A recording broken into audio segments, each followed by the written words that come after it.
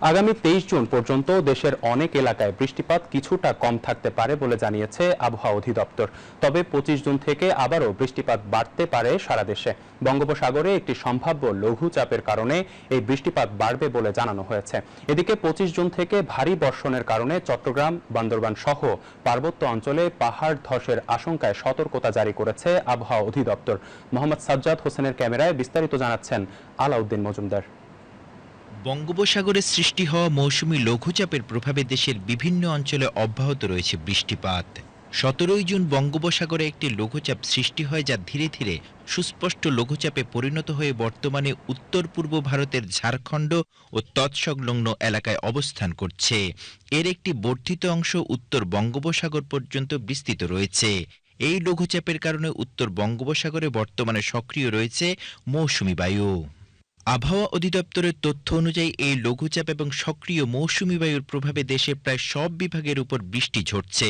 গতকাল চট্টগ্রাম বিভাগের মাইজদীতে সর্বোচ্চ 151 মিলিমিটার বৃষ্টিপাত রেকর্ড করা হয়েছে, যা চলমান লঘুচাপের প্রভাবকে আরও সুস্পষ্ট করে তোলে। আবহাওয়া অধিদপ্তর জানিয়েছে, আগামী 24 ঘন্টায় রংপুর, রাজশাহী, ময়মনসিংহ, ঢাকা, খুলনা, বরিশাল, চট্টগ্রাম ও সিলেট বিভাগের অধিকাংশ জায়গায় অস্থায়ীভাবে দমকা হাওয়াসহ মাঝারি ধরনের বৃষ্টি ও বজ্রবৃষ্টি হওয়ার সম্ভাবনা রয়েছে। দেশের কিছু কিছু এলাকায় হতে পারে মাঝারি থেকে ভারী ধরনের বৃষ্টিপাতও। আগামীকালকে থেকে তাপমাত্রা কিছুটা বাড়তে পারে, অর্থাৎ বৃষ্টিপাত কিছুটা কমতে পারে। তবে বিচ্ছিন্নভাবে সব জায়গায় বৃষ্টিপাত হবে। তবে গত কয়েকদিন যেরকম সারাদিন ব্যাপী বৃষ্টি হয়েছে, সেখান থেকে কিছুটা উন্নতির দিকে যাবে কয়েকদিন, সামনে 2-3 দিন। এরপর আবার 25 বা 26 তারিখের দিকে আরেকটা উত্তর বঙ্গোপসাগরে একটা লঘুচাপের সম্ভাবনা রয়েছে, যার ফলে আবার বৃষ্টিপাত বেড়ে গিয়ে সেটা আবার পূর্বের অবস্থায় ফিরে আসতে পারে। আবহাওয়া অধিদপ্তর জানিয়েছে, আজও চট্টগ্রাম বিভাগে অন্যান্য বিভাগের তুলনায় অপেক্ষাকৃত বেশি বৃষ্টিপাতের সম্ভাবনা রয়েছে। সক্রিয় মৌসুমী বায়ু এবং বঙ্গোপসাগরের উপর লঘুচাপের প্রভাবে এই বৃষ্টিপাত অব্যাহত থাকবে।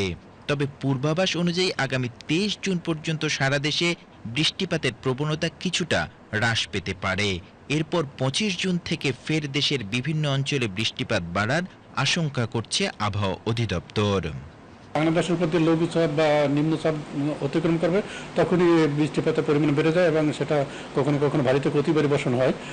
তবে যেহেতু এটাও উত্তর বঙ্গোপসাগর তৈরি হওয়ার পর বেশি একটা সময় পাবে না, ফলে ভারী বর্ষণ হলেও সেটা আসলে কন্টিনিউ কয়েকদিন যে টানা বৃষ্টি ভারী বর্ষণ হবে সেরকম অবস্থা হবে না, তবে বৃষ্টিপাত থাকবে। পাহাড়ি এবং উপকূলীয় অঞ্চলের বাসিন্দাদের অতিরিক্ত সচেতন থাকতে বলা হয়েছে, কারণ অতিরিক্ত বৃষ্টির ফলে পাহাড় ধস ও জলাবদ্ধতার আশঙ্কা রয়েছে।